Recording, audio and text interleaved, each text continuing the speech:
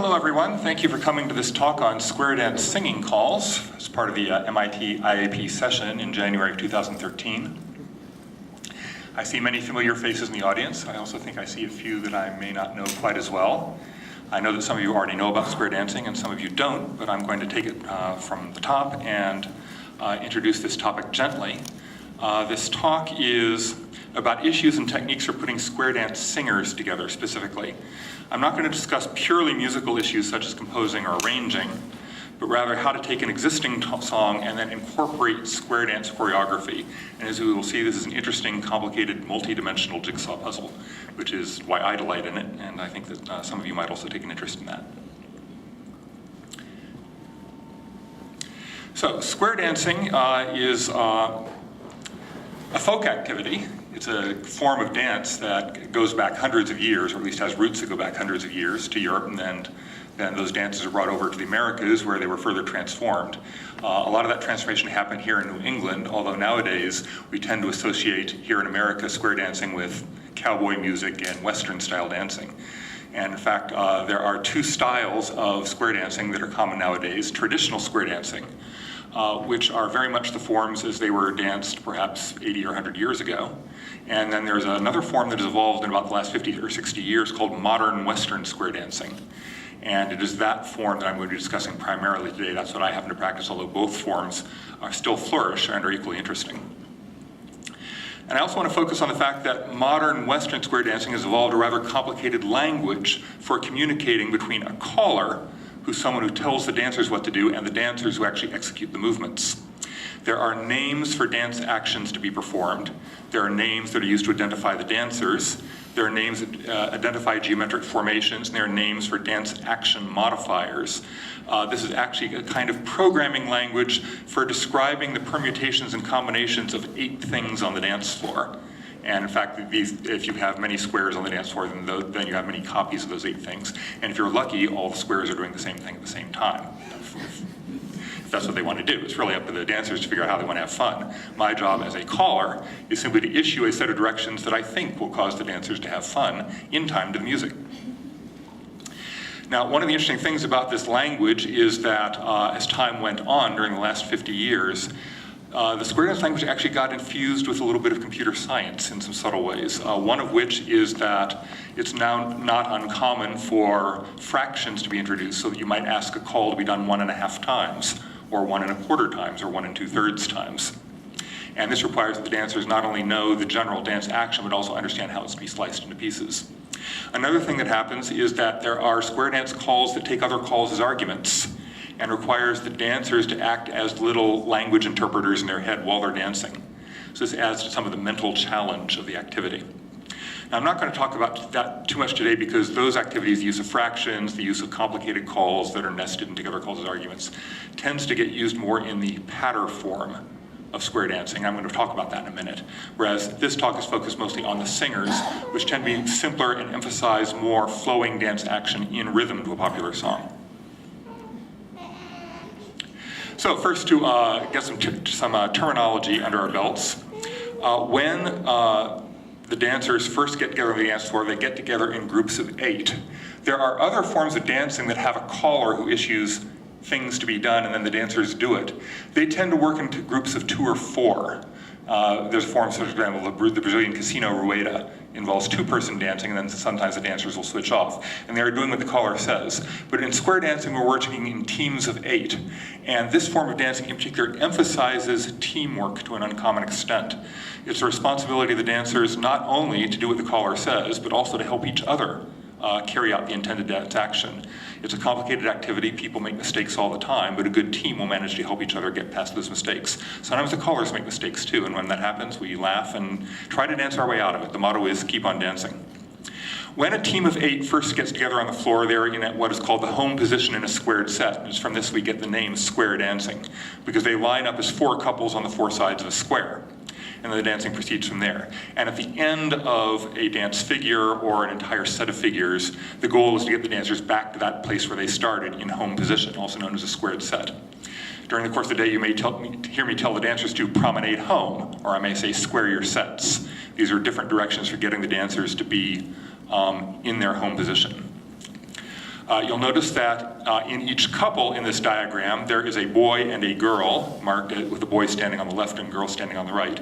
These are conventional designations. In practice, many dancers dance both parts, regardless of their actual biological gender. I will frequently dance both boy parts and girl parts in the course of an evening at Tech Squares. And we have a set of dancers here who volunteered to demonstrate for us who are dancers at Tech Squares. And you'll notice that 4 of them are wearing neckties. You can tell which ones of them will be playing the part of a boy as they're actually dancing. And those not wearing neckties will be playing the part of a girl. Another couple pieces of terminology is that when a boy and a girl, or when 2 dancers in general, are standing side by side, they're sometimes considered to be partners. And you'll hear me say at the beginning, bow to your partner, and they will do that. Then I'll say bow to your corner. Your corner is the person that is adjacent to you across the corner of the square. So for example, the yellow boy at the bottom is the corner of the light blue girl there on the left. And so it is important for dancers to know who their partners are and who their corners are, because directions are given in those terms. Now, a little more additional terminology before we actually show you some demo dancing. Sometimes it is desirable to break the fourfold symmetry of the square. And in order to do that, you have to have terminology for breaking the symmetry. We usually do that by designating the dancers as heads and sides, and the caller will say, heads do this or sides do that. And that will allow us to get down to twofold symmetry. It is also possible to do completely asymmetric dancing by calling out the numbers of individual couples. There's a system for numbering the couples. I'm not going to use that today, but I wanted to tell you about that. By convention, the heads are the dancers with their backs to the caller or facing the caller, and the others are at the sides of the square. So that you can more easily match dancers to diagrams up there, we're going to use a different convention. We're going to say that today the caller is that fellow on the blackboard over there. And so the heads will be those with their faces to the blackboard or their backs to the blackboard and facing you. During the course of dancing, we will get the dancers into various geometric configurations, and I've illustrated some of them here. They may be in lines of 4 facing each other. Notice that in order to get them there from the square, I had to break the fourfold symmetry, because facing lines have just twofold symmetry. And one can also have out-facing lines where the dancers are facing out. There are ocean waves where the dancers have alternating directions, in this case a right-hand ocean wave illustrated here in red, where the boys have right hands to the girls and the girls have their left hands connected in the center.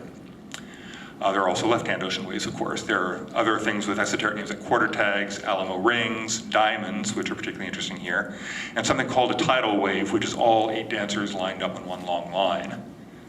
And part of the way of achieving variety in choreography is to move the dancers in and out of these various formations, and there are different calls that do that.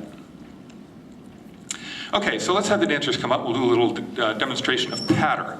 Patter is a kind of free-form style of dancing where the emphasis is perhaps on speed, sometimes on cleverness, on variety in choreography. And the music serves as a background rhythm. We're not necessarily paying attention to the verse structural music.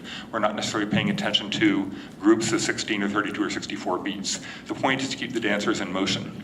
And furthermore, a caller will very often improvise the dance moves to be carried out and just make them up as he goes along. And then the caller's responsibility to get people back home when they're supposed to.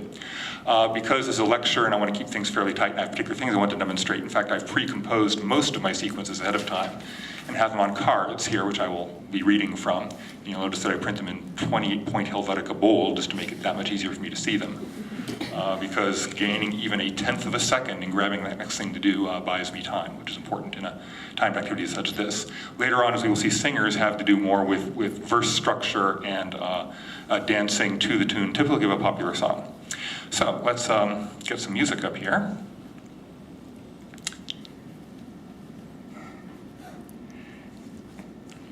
Now, many of you, even if you have not been involved in the modern Western square dance activity, may be familiar with terms such as right and left grand and Alaman left and do-si-do. Watch for those as I call them here. And the style of music that I'm using here will be a typical Western style song. As we will see later, we use other forms of music as well and other styles of music. So here we go.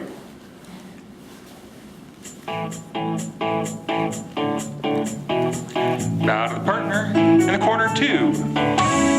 Alaman left in the Alamo style, and balance. Swing through, go 2 by 2 and balance. Swing through. turn back, join hands, circle to the left. Ladies, center in the men's sachet.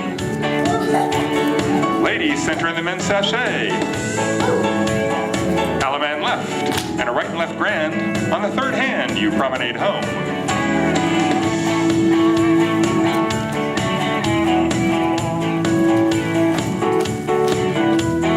Heads pass through, separate, get around one, squeeze in, make a line. Everyone star through, double pass through. Go track 2, and swing through. Spin your top. Hinge, coordinate, couple circulate. Bend that line, pass the ocean. Circulate, linear cycle. Alaman left, and a right and left grand. Promenade.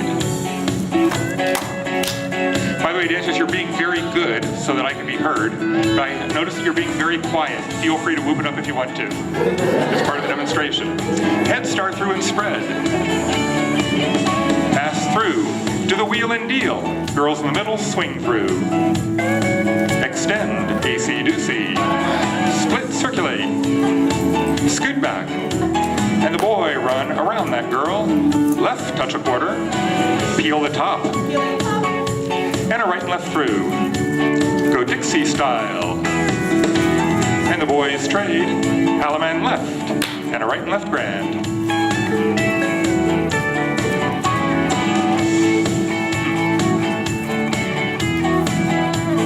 Side square through, just 2. Pass to the center. Double pass through. Put centers in, cast off 3/4. Slide through. Centers turn through. Left, touch a quarter. Split, circulate. Chain down the line. Flutter wheel. Pass through. Chase to the right. Split, circulate. Follow your neighbor. Alaman left. And a right and left grand.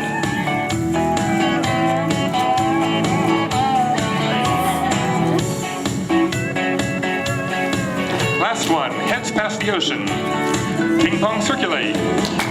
Extend, explode the wave. Do the wheel and deal. Centers pass through and touch a quarter. Scoot back. The boys run. Slide through. Pass through and trade by. And a right and left through. Veer to the left. Girls hinge.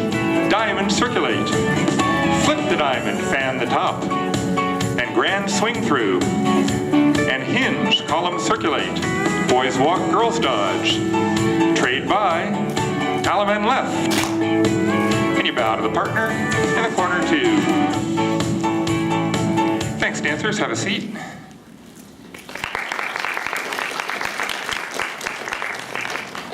Okay, a few things to notice about that. One is that the dancers were doing extraneous things, like clapping their hands and occasionally saying things like quack, twirling, doing extra things that I hadn't necessarily commanded. These are okay. These are called flourishes, and they're part of the fun of square dancing.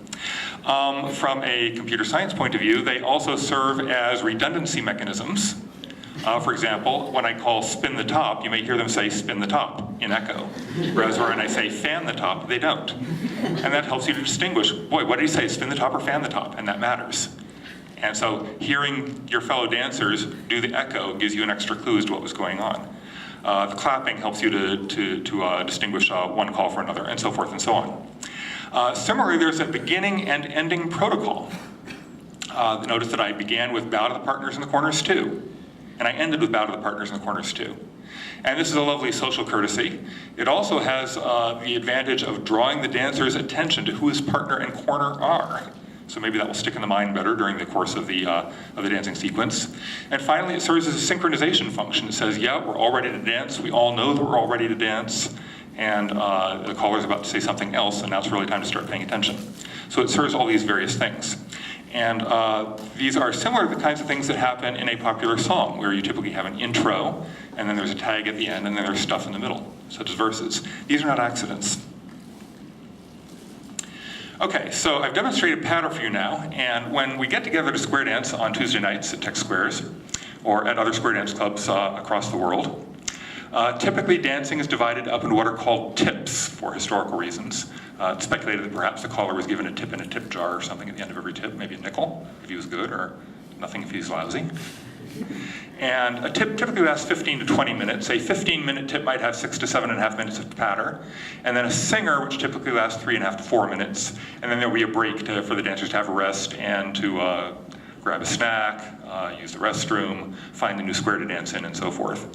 In a 20-minute tip, typically the patter becomes longer and the singer stays about the same length.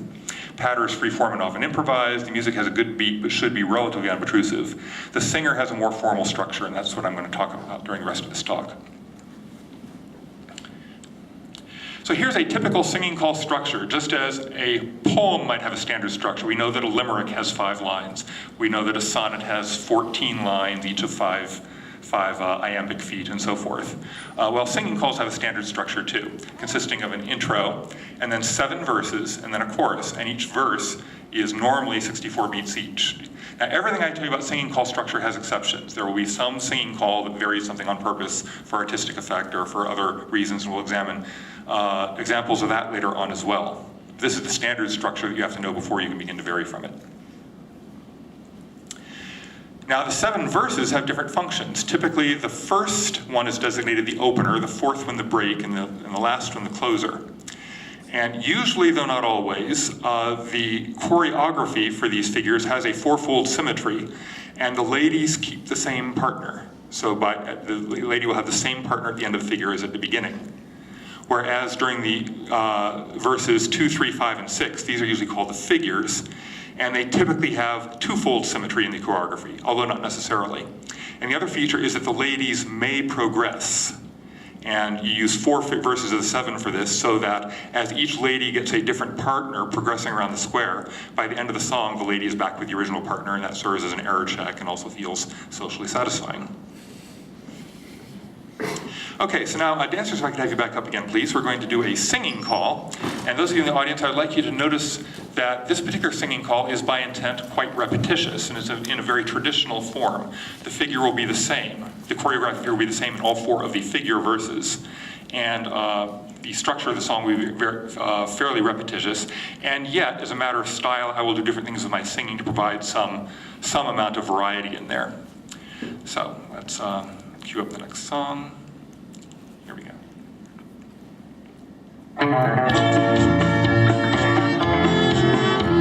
You bow to the partner in the corner 2, circle left.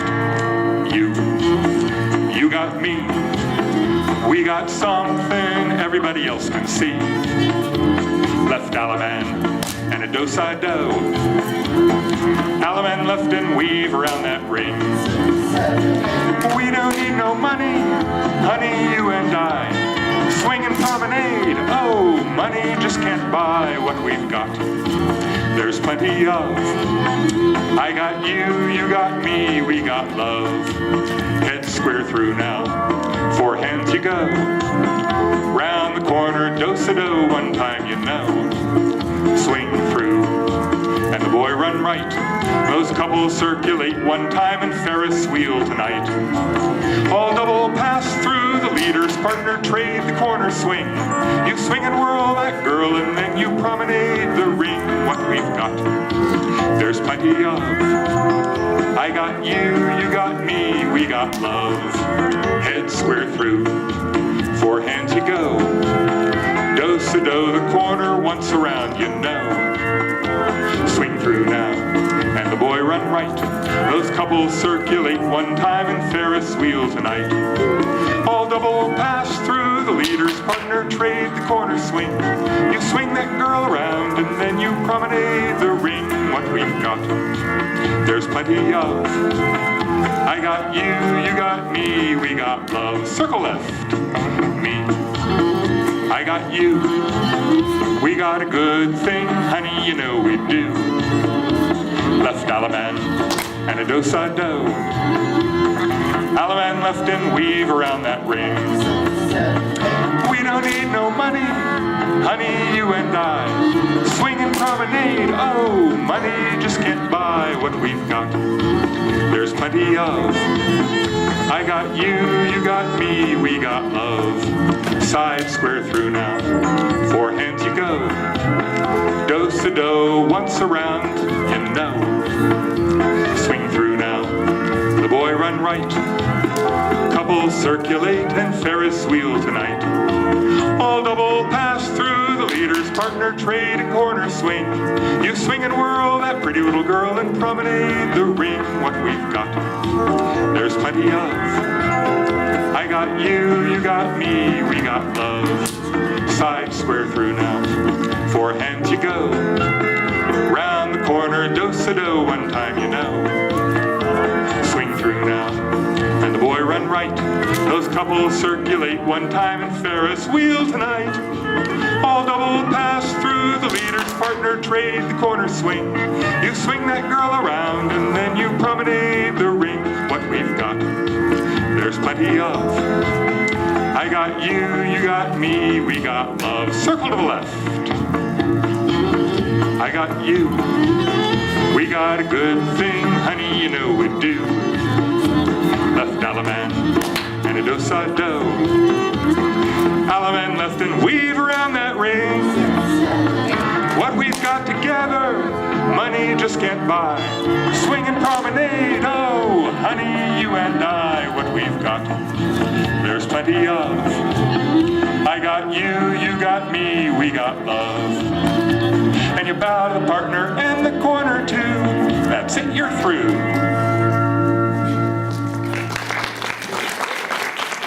Thank you, dancers. Have a seat.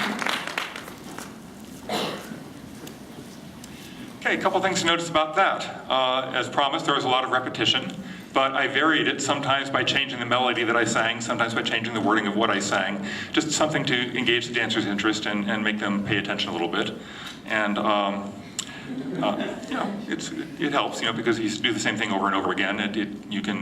Your mind can go on auto and maybe the right things don't happen. In fact, you may have noticed I glitched slightly on the lyrics in the closing figure. So I quit, oh no, what do I sing? So I reached out and grabbed some words and made it happen. The important thing is to keep the dancing going and make sure the dancers have fun. So mistakes are okay as long as we're having a good time.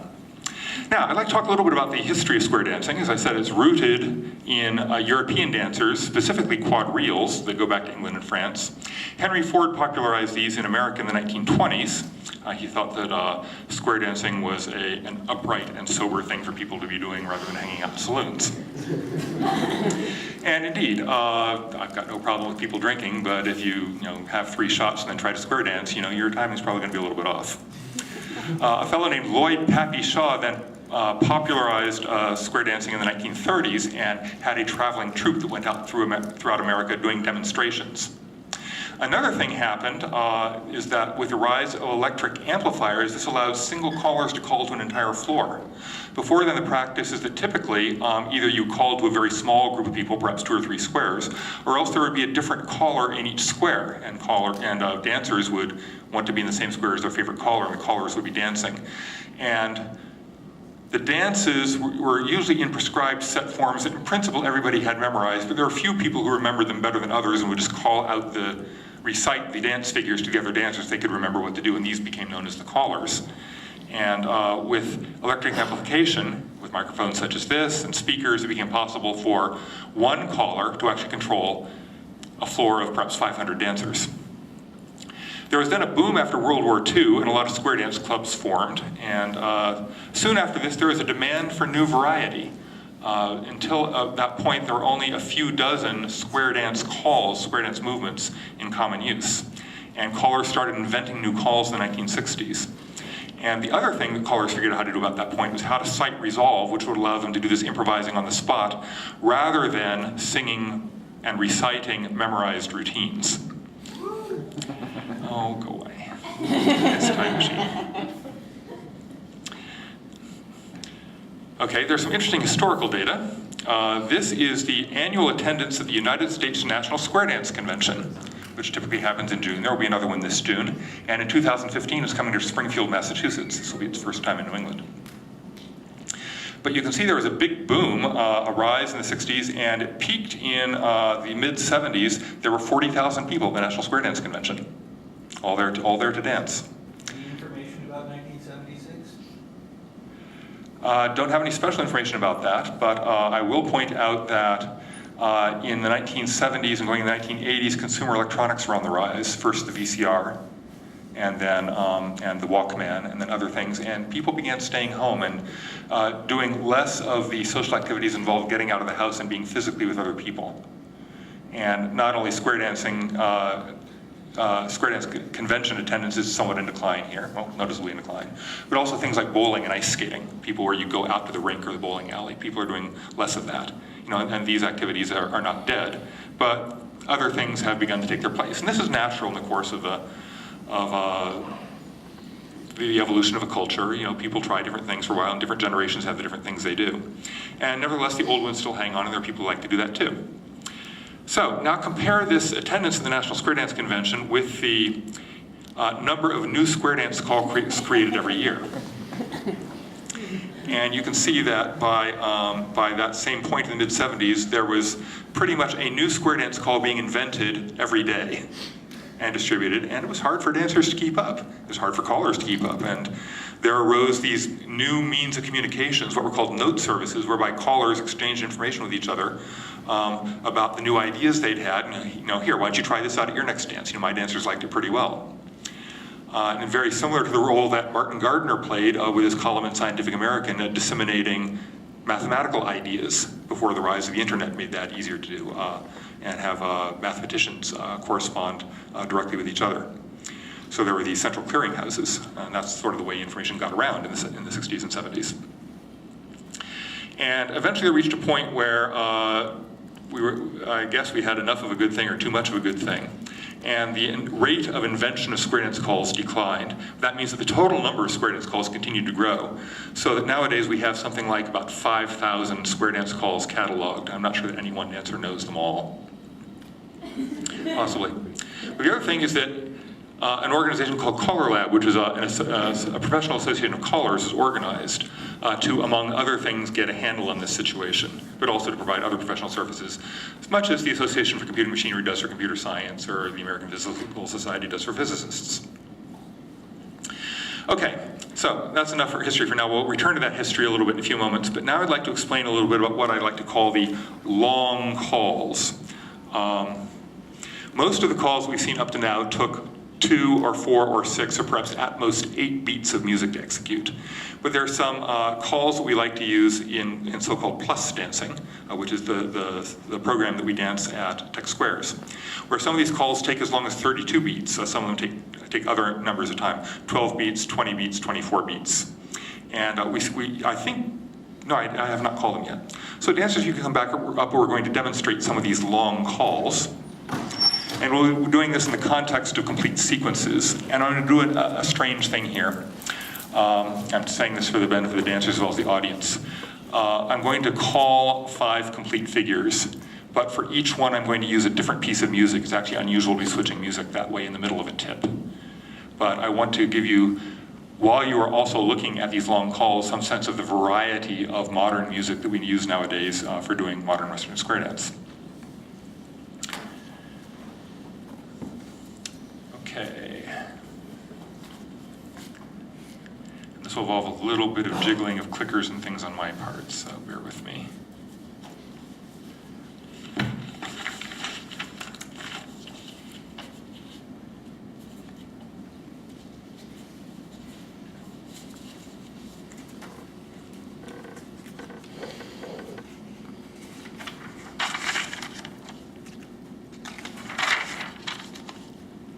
I printed my cards fresh this morning on a printer that tends to curl the paper, so let me fix that.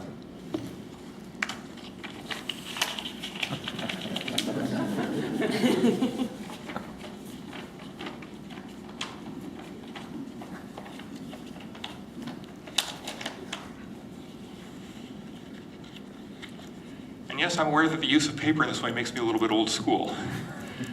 Many callers would have all this material on a laptop and call it that way. My laptop is busy, I didn't want to have 2 laptops out, but anyway, I'm using paper. And dancers, here we go. Bow to the partner, in the corner 2, walk around your corner. Back to the partner, do passo.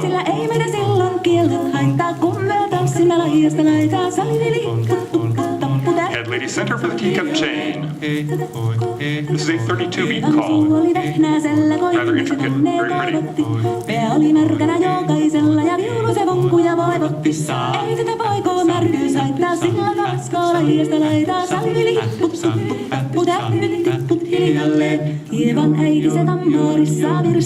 No wasting time for a moment. Face your partner, do passo.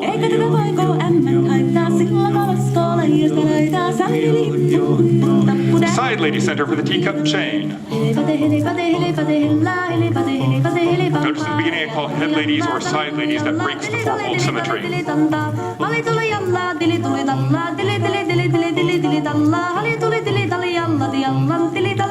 Alaman left, and a right and left grand. Beat your own, you promenade home.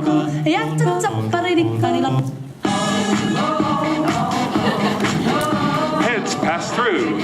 Separate around 2. Look on the ends, make a line. Box the ganat, and a right and left through. Load the boat. This is a 12-beat call.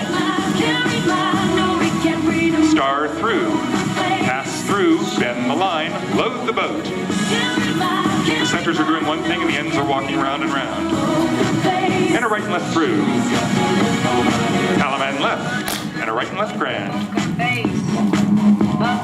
Beat your own, you promenade home.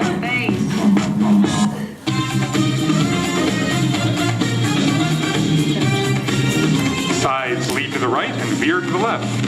Couples circulate. Chain down that line. Pass the ocean. Spin chain the gears. Notice the dark dancers of 4 stars of 4 and are turning them. Those are the gears. Linear cycle. Pass through to the wheel and deal. Double pass through. Go track 2. Spin chain the gears. The gears are turning. Box the gnat, and a right and left grand. On the third hand, you promenade.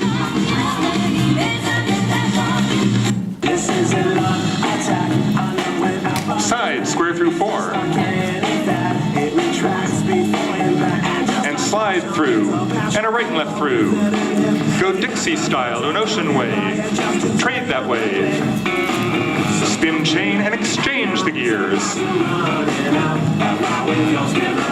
See the gears forming, but now they're going to trade places like that. Spin your top. Grand swing through. And hinge, coordinate. Ferris wheel. Double pass through. Cloverleaf. Centers pass through, spin chain, and exchange the gears. Who's leading? There's the exchange. And spin your top. Explode the wave, and a right and left grand.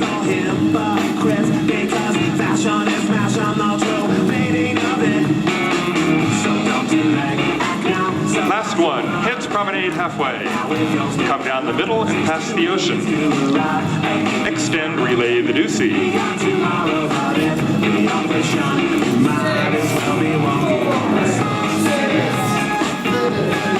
Explode and touch a quarter. Coordinate. Half tag. Scoot back. In the centers trade. Split circulate. Swing through. Relay the deucey. Notice the long wave and people chain up and down it. They call 646 to help them keep it straight. Swing through. All 8 circulate. And a right and left grand.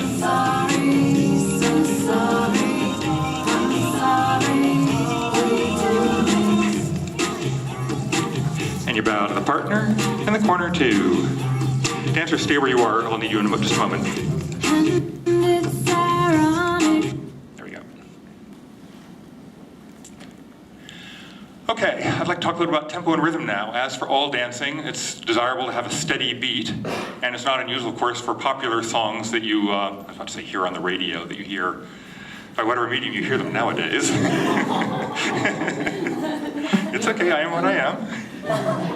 You know, but as popular music comes out, one thing at a time, you see it on Dancing for the Stars or American Idol. That popular song, sometimes its beat is not quite steady. Perhaps there is artistic rubato in it, and the voice varies. But it will be remixed as a dance remix, and the beat will be made rock steady. We given a strong drum beat beneath it to make it easier for dancers to hear where their footsteps are supposed to fall. For square dancing, for modern Western square dancing, the typical tempo is between 120 and 132 beats per minute. If a popular song is at 112 beats per minute, perhaps it can be sped up a little bit. If it's at 143, we can slow it down a little bit. If it's 90, that's really hard. Probably won't try to turn that into square dance music. So at a speed of 128 beats per minute, times 7 verses, times 64 beats per verse, that works out to 3.5 minutes exactly. And then of course you can fudge it from there by putting the tempo up or down, and of course the intro and the tag add a little bit of time too, and that's why we typically budget about 4 minutes for a singer. Typical rhythms are 2/4 or 4/4, but it's also possible to use a swung rhythm or even 6/8 rhythm. And I have an example of that I would like to show you. Okay, we will not be dancing to this music quite yet, dancers. Instead, I'm going to demonstrate this song, which is as originally recorded by Rod Stewart. Somewhere, where they're down and only dear 100 steel towns away. Oh, the rhythm of my heart is beating like a drum. With the words I love you rolling off my tongue. No, never will I roam, for I know my place is home, where the ocean meets the sky. Okay. So that was really nice, and in typical Rod Stewart style, his voice is kind of wandering back and forth. His tempo is wandering back and forth across the nice steady beat of the drum. And that's a little bit slow for square dancing. So here is how we turn it into a square dance singer. And now dancers, you may get ready.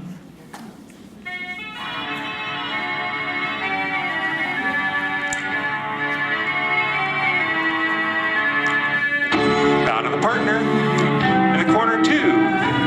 4 ladies chain, you turn that girl around now. You roll away and circle left. 4 ladies roll away, you circle to the left now. Allemande left and then you weave around the ring. The rhythm of my heart is beating like a drum. Swing the girl around and promenade. Never will I roam, for I know my place is home. Where the ocean meets the sky, I'll be sailing.